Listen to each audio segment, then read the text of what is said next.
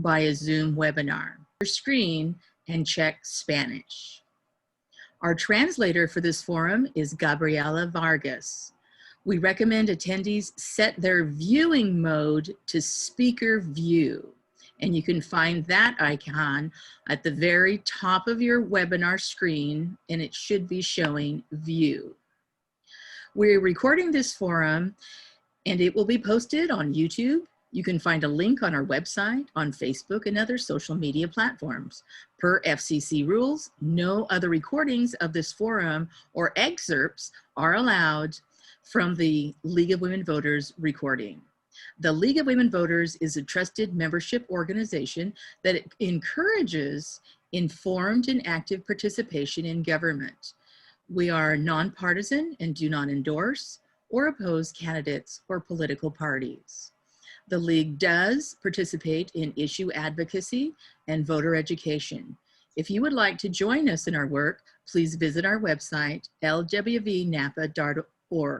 That is lwvnapa.org for membership information and to view our voters toolkit and much, much more. The League encourages civil discourse, and the candidates have all agreed to participate under guidelines set for this forum. The candidates have agreed to keep their remarks only to their qualifications and issues and not to resort to defamatory or accusatory remarks about the candidates. Microphones and videos are off for everyone except the candidates and the LWV forum team. There is no chat or communication capacity for this session. The questions for the forum were solicited in advance from the community and from the LWV members by email. We had a team of LWV screen the questions to avoid duplication and anything inappropriate. The candidates have not seen the questions in advance. The numbers of questions will depend upon the time available. Our LWV team helping us tonight are Timekeeper Sue Kesler, co-host Bernie Brooks, and I'd like to introduce the candidates for this office. We have Devin Ryser and, we have Eve Ryser and Devin Martin Jones.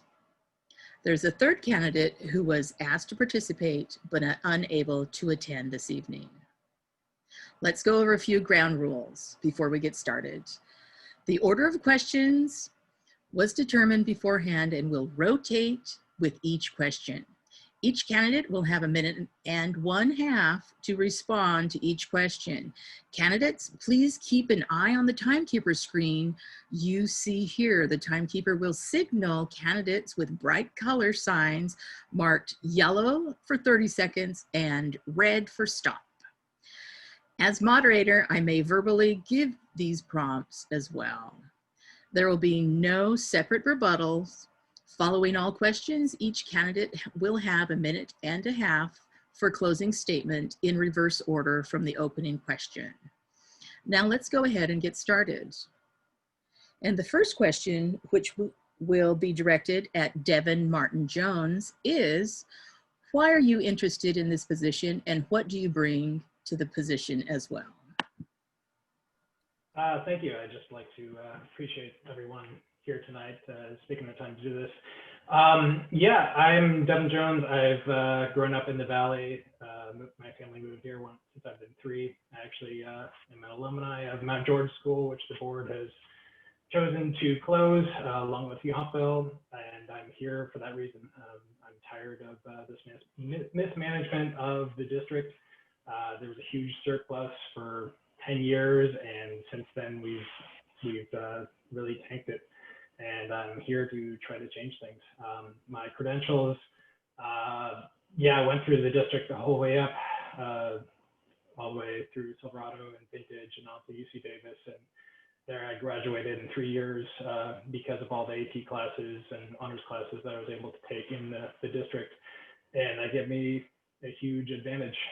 And I'd like to see these opportunities passed on to my kids. I have 2 boys in the district. And yeah, things are really rough right now. Teachers are scrambling, and I'd like to add my voice to the frustrations that people share about the management of the board. I've done. Thank you. And now let's go to Eve Ryser. Thanks so much for the question. And thank you so much to the League of Women Voters Napa Valley for hosting tonight. I'm here because I really want to serve my community, and I believe I have a unique combination of skills and experience that would really benefit the board. I am a parent of 2 students in the Napa Valley School District, have been for 12 years. My 2 daughters are at Napa High right now, so I come to this position as a parent stakeholder like Devin. A former teacher. I have 15 years of experience in the classroom and 5 years working as a curriculum specialist and researcher at UC Berkeley. And I really believe that combination of experiences, I've worked with thousands of students and hundreds of teachers and hundreds of parents over 20 years. And I believe that really gives me a sort of a special nuanced understanding of the way schools work.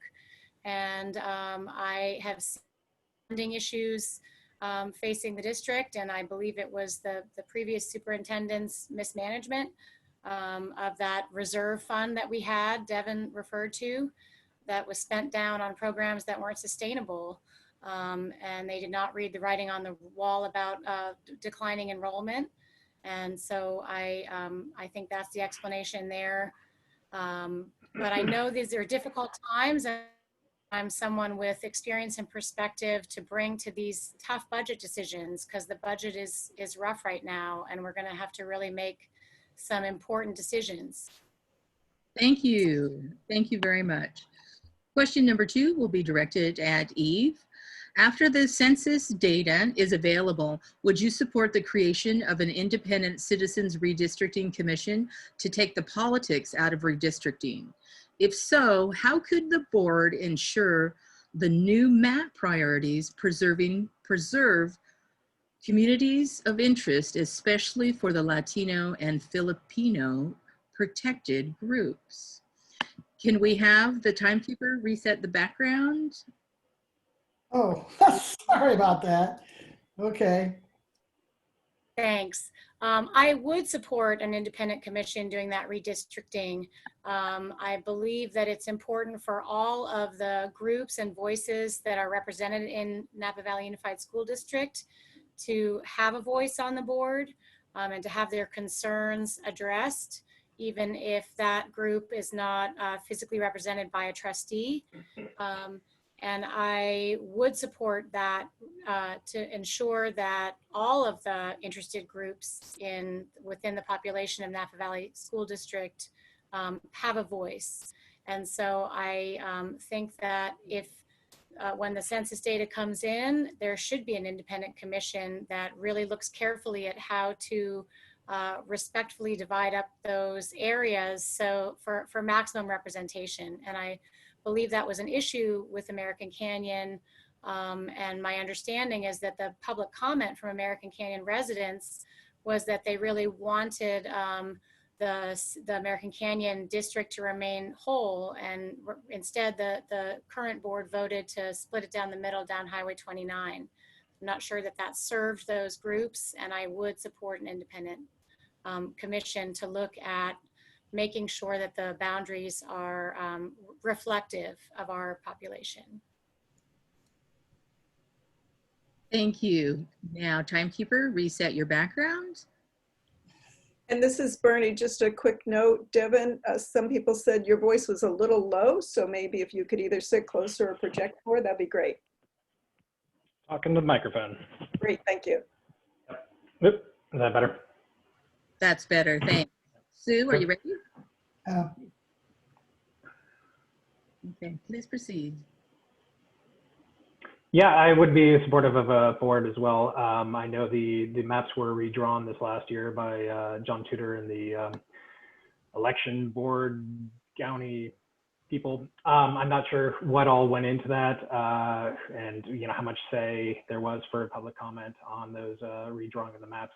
I understand as well that there was, the way it was redrawn, I think Shunk and Isela, I'm sorry if I get your name wrong, but those were drawn into the same district, but then there was two other districts that had no incumbents, and I don't understand how that process worked, but yeah, after the Census Bureau data comes back, I'd love to take another look at that and set up some people who make sure everybody's voice is heard on that.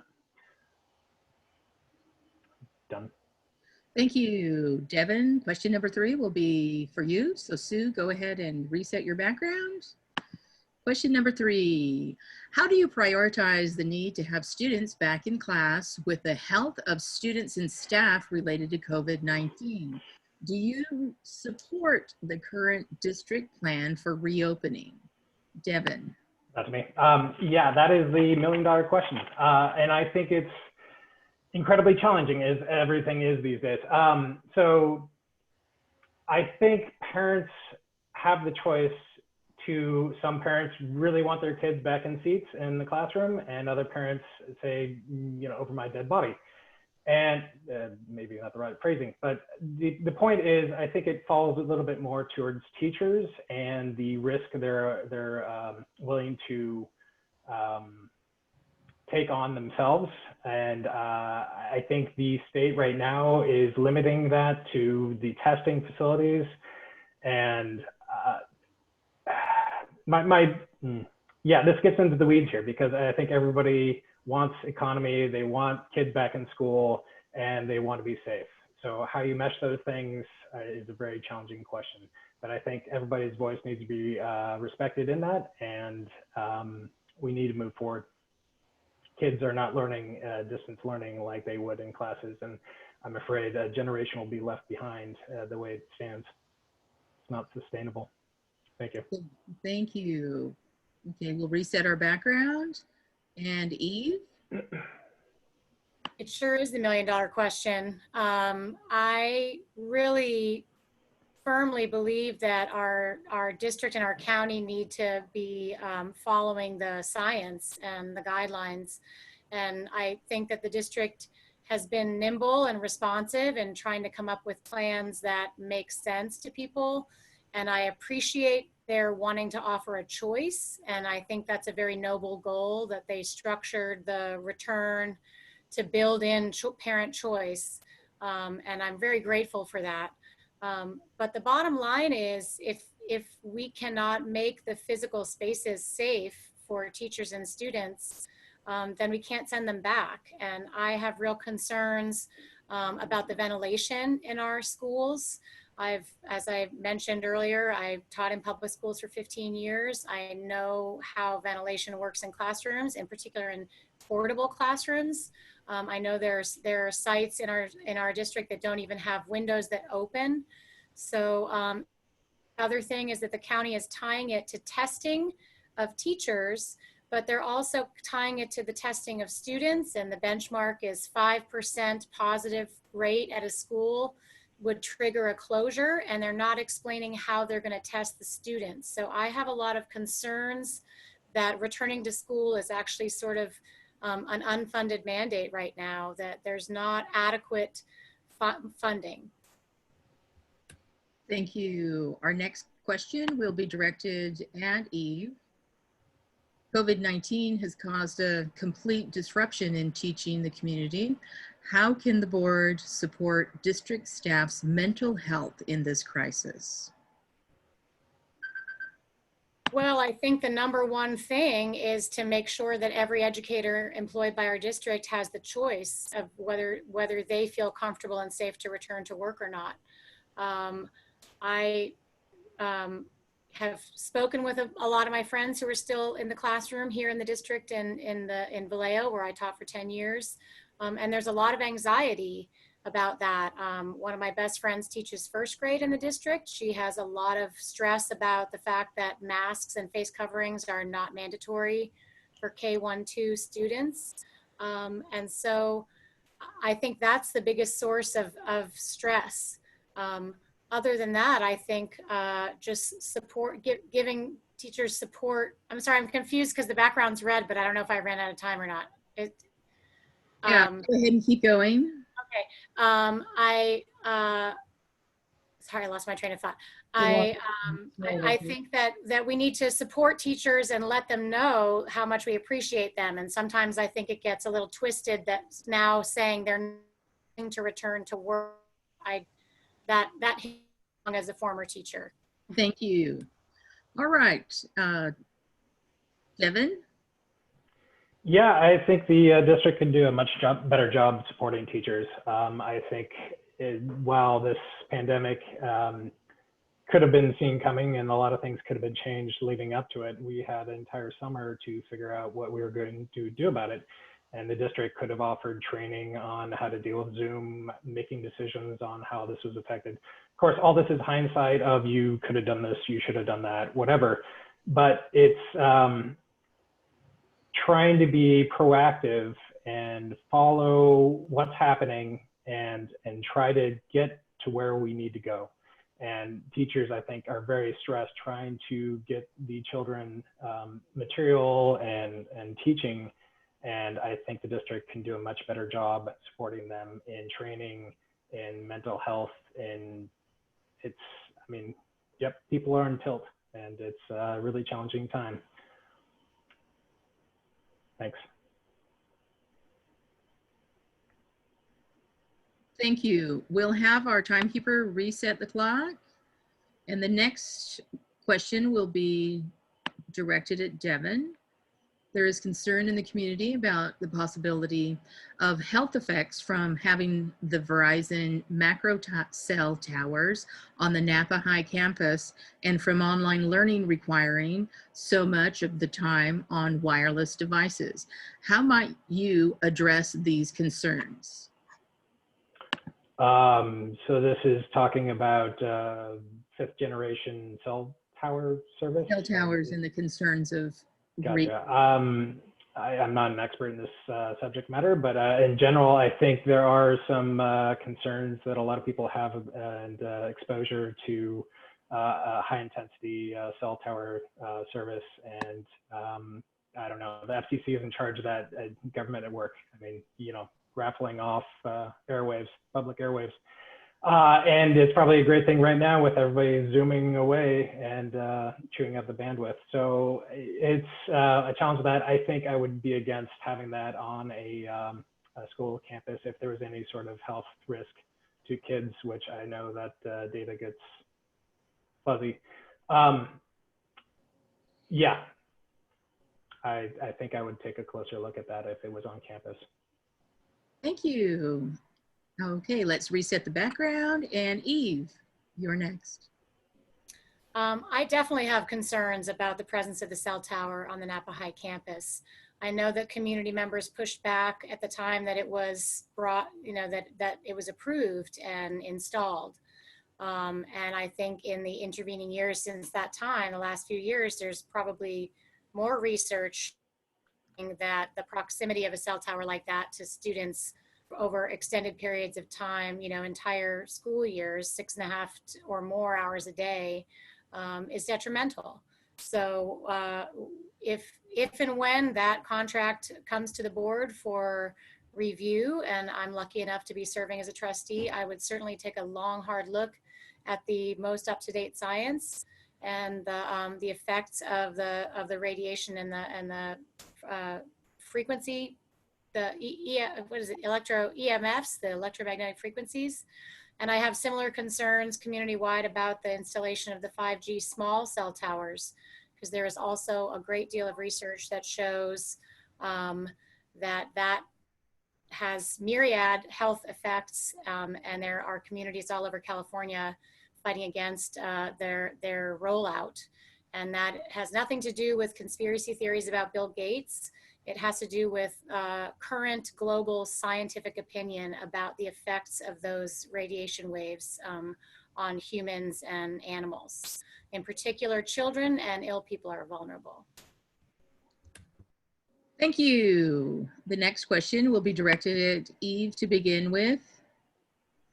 As Napa Valley Unified School District enrollment declines and costs rise, what are your thoughts on handling probable staff and school reductions and balancing the district's budget? It's such a painful topic. I have served on the Superintendent Parent Advisory Committee for 3 years, and so I've had the chance to hear more extensively than I might have about the sort of the slippery slope that our budget was sliding down before it was really the writing was on the wall before it was really responded to, and declining enrollment is sapping our budget. And I understand the pain and the upset and resentment about the closing of the small schools, but I also understand that that was sort of the only financially feasible, one of the only feasible choices at that time to make. I know that the previous superintendent spent down the reserve that we had. Devin referred to it earlier. We had upwards of a 10% reserve. And that reserve was not guarded, even in the climate of declining enrollment and therefore declining revenues. So it's very difficult to make the hard choices. I would protect services and staff that are closest to students and have the biggest impact on student learning and student success.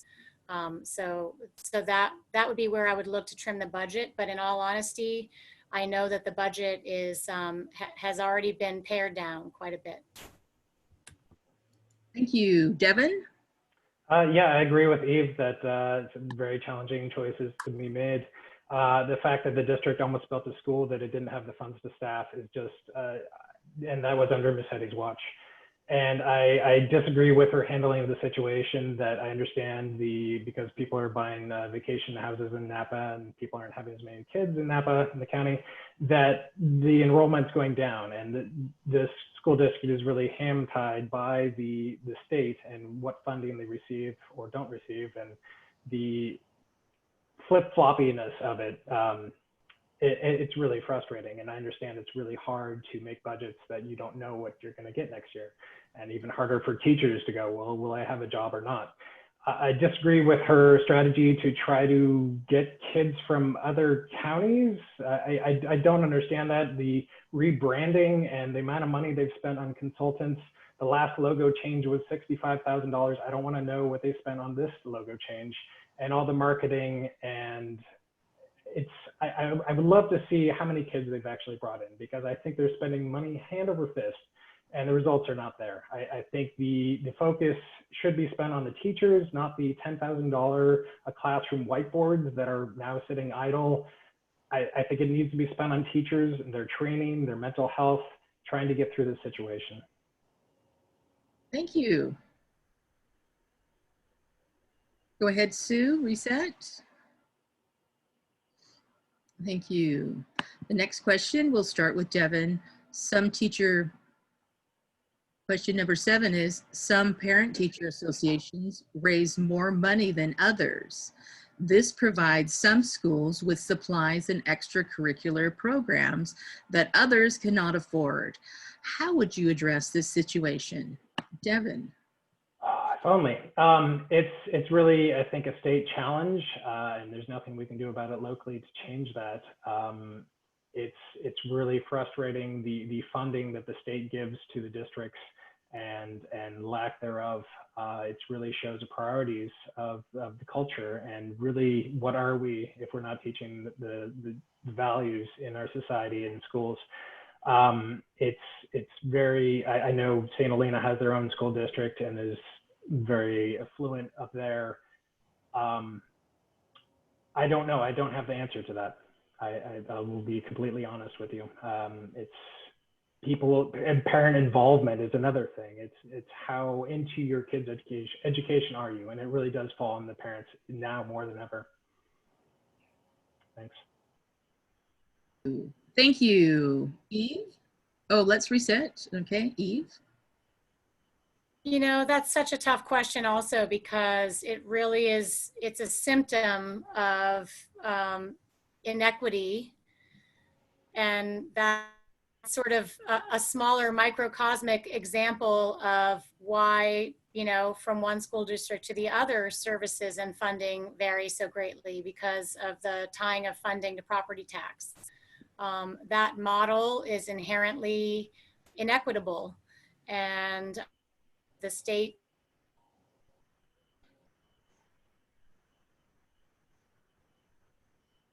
they're try to even it out by, you know, typically disadvantaged communities getting more state funding. But the reality is we are not functioning on an even playing field. We aren't functioning on an even playing field from school to school within our district, and we aren't functioning on an even playing field district to district. So like Devin, I don't have a solution for that problem except to look at the way our schools are funded, which is really a much bigger picture issue. And then, you know, to look at the ways that school sites are utilizing the funds that they raise and see if those services could be matched in some other way. But I certainly wouldn't want to discourage parent and community involvement for their particular school site. But the reality is that not all parents are able to contribute in volunteerism or in fundraising, and or they so it's a tough. I don't have an answer for that, but except to acknowledge it. Thank you. Sue, go ahead and reset. And Sue, I'm going to ask you to mute your microphone as well. Me? Yes. Okay. While she gets that ready, the next question will be directed to Eve.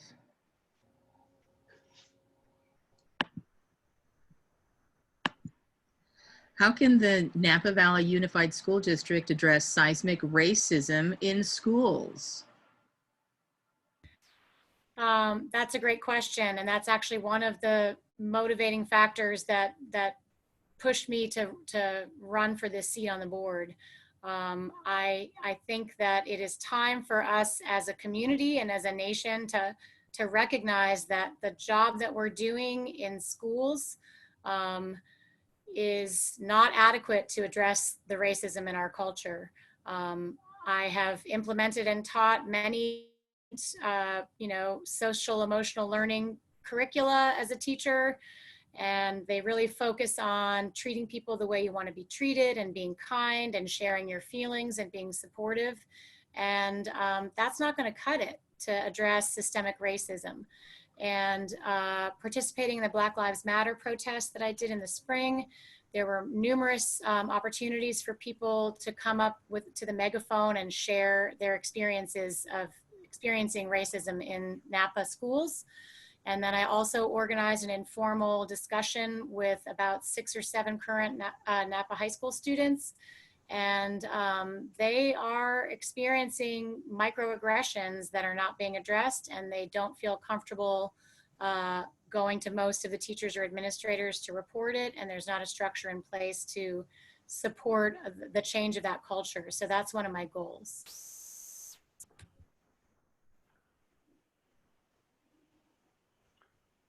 Is that to me? Yeah, Devin, go ahead. I'm sorry, can you repeat the question? Was it systemic racism? Hang on 1 second. Sue, would you reset the background? Sorry, Can you go ahead and mute your mic? my stopwatch was getting screwed up with incoming spam. Not a problem. Go ahead and mute your mic. Thank you. And the last question was, how can the Napa Valley Unified School District address seismic racism in school? Seismic. Systemic. Systemic. Okay, systemic. So it's teachers teach kids culture, and I think the upcoming crop of teachers, they really focus on this at the state level of really, I'm sorry, I'm forgetting the phrase right now, but implicit bias, everything from SAT testing to what we talk about, the cultures, the history. It's a big topic, and we've come a long way in a very short time, and I think we have a long way to go. The Black Lives Matter movement is really changing things finally. I think there's been such a pent-up wave of things we've needed to change, and it's really been stagnant, and I'm really excited that that is happening. And I think our schools are really the forefront to changing opinion. It's something that we need to do away with as a culture. Whether it's from a mascot issue to other things, they're all intrinsic in how we feel and view each other. And how teachers impart that is really important to give equal footing. Every culture is valid. Every way of thought needs to be heard. Thank you. Let's reset the background. Next question will be directed at Devin.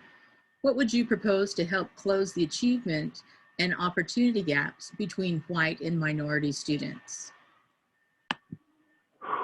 From a school board district perspective, that's a tall order. I think opportunity is really based on education and fostering kids to really value that. It's tough.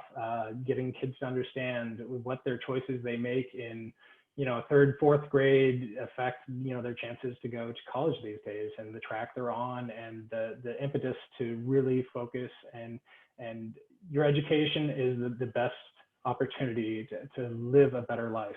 And how to impart that, I think just everything really does boil down to teachers.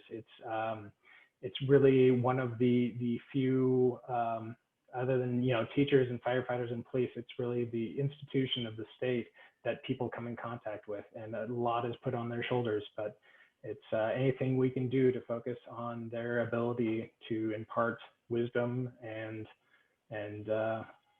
education. Thanks. Reset the background. Thank you. And Eve. So I feel like this pandemic has really highlighted so many social inequities that are just now glaring. The food insecurity that our district, I think, responded very well to by keeping food delivery going.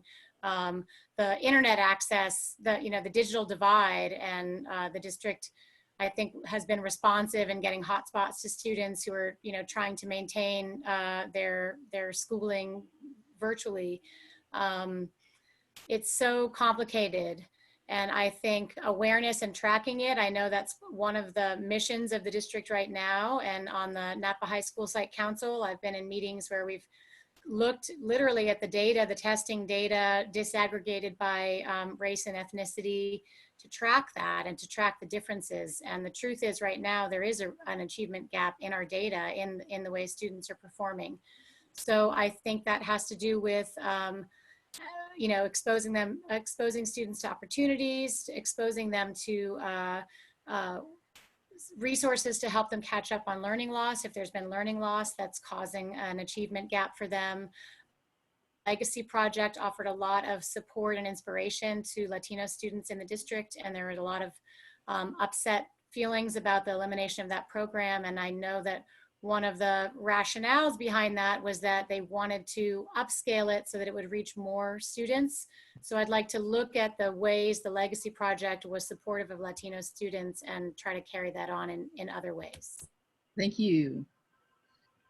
The next question will be addressed to Eve.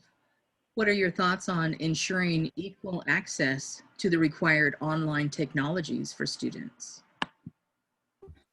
Well, as I just mentioned, we really have seen a major divide across the country. I mean, people probably saw, like I did, that viral photo of the sisters sitting on the curb outside of Taco Bell trying to get internet so that they could do their virtual schooling. And I do believe that the district currently has taken really proactive steps to close that digital divide. But I know that there is sort of a double layer of technology divide and language barrier that's affecting some families, where my friend who's teaching first grade says, I have my parents, some of the kids have their parents there, but they can't really help because they themselves are not that familiar with how the technology is supposed to function. And as we've seen in the Zoom, and I couldn't get my background going, there are glitches even if you are more familiar. So I think that providing bilingual tech support for parents and students is going to be key. Because we had that bond measure and Dr. Massetti chose to apply the bond funding to the technology hardware, I think our district we're lucky in that I think most of our students have the devices and have the internet access, but we need to beef up the tech support for teachers as well, but to help connect parents, especially of the younger students, to tech support to help their. Thank you, Devin. To be quite honest, I think the easiest way to help that divide is to get kids back in their seats and learning again. And I think as soon as that can safely be done, which I know is a very questionable thing of safety these days, I think that divide will only grow. And the only way really to focus on that is to get kids back in their seats and learning again. It's okay, it's red, I'll be done. Sure, thank you.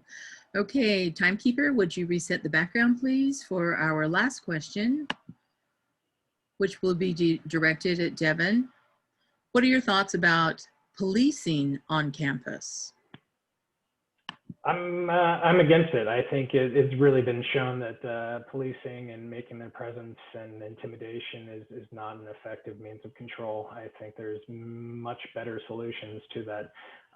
It's a really multifaceted society issue with gun control and a whole lot of other factors. I'm not a supporter of having teachers having guns. I don't think that's really the direction we want to head in, but I don't think having police on campus is a good way either. I think there's mentors and counselors that need to step up to the job of interacting with kids and knowing where things can go awry. And I think that intimidation really needs to change.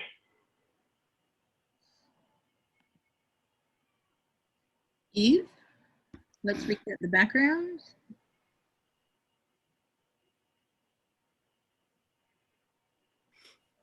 Timekeeper, reset the background, please. Thank you. Eve? I also am really supportive of shifting our school district budget allocation away from this school resource officer model. I think it's been shown that it is escalatory.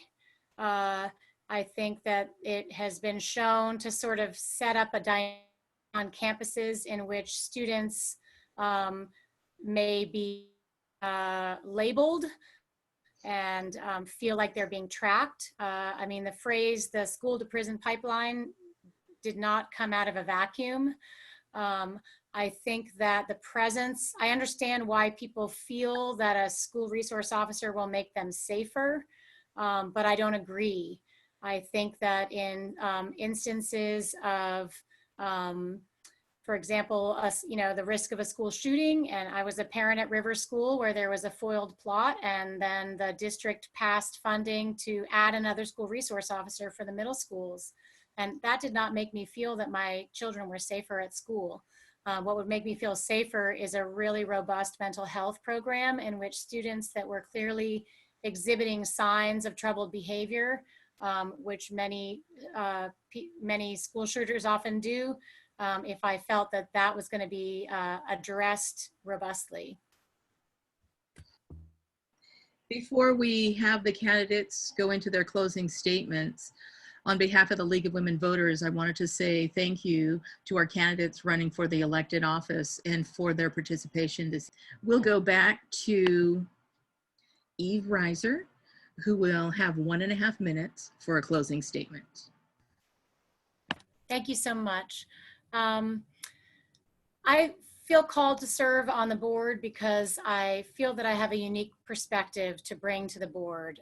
My 20 years as an education professional, I've worked as a teacher, a classroom teacher, a intervention teacher, a specialist in English language development for English learners. I've worked as a researcher at UC Berkeley and a curriculum developer. And I'm a parent of 2 Napa students. And I feel that this combination of perspectives is really unique. I really, from my professional experience, understand how it is that schools function. There are so many moving parts, and it's a very complicated dance that's happening every day and every week in schools across the district. And I really think that understanding, that informed perspective that I would bring to the board is exactly what is needed when making really, really difficult decisions about funding and policy and budget cuts. So I really think that is something I'd like to offer, and that it will allow me to serve the community in a way that will benefit teachers and students and families within the district. And I'd be grateful for your support. And you can go to my website, Ryser4NVUSDboard.com. Thank you. Devin Martin Jones, your closing statement, please. Yeah, I just wanted to thank the League of Women Voters for taking the time to do this. And obviously, if you're watching this, you will vote. And that's what needs to happen. All of our voices need to be heard. It's a lot of really hard times are coming, and the district needs to get their house in order. And they're not going to be able to pass another bond measure, which they've tried. And I don't want to know what the consulting fee is for doing the research on that. But voters won't vote for another bond measure to bail them out. They need to get their house in order.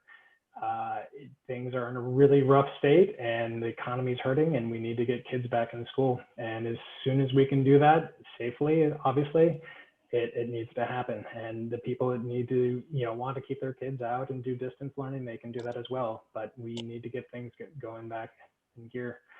I have my own perspective on things. I'm very resourceful as a farmer, and I like to think that I live within my means, and I would like to add my voice to that. I know a lot of people who are very upset about the way things have been run, and I understand Massetti came in on a sinking ship, but we need to do better. Thank you. Thank you very much.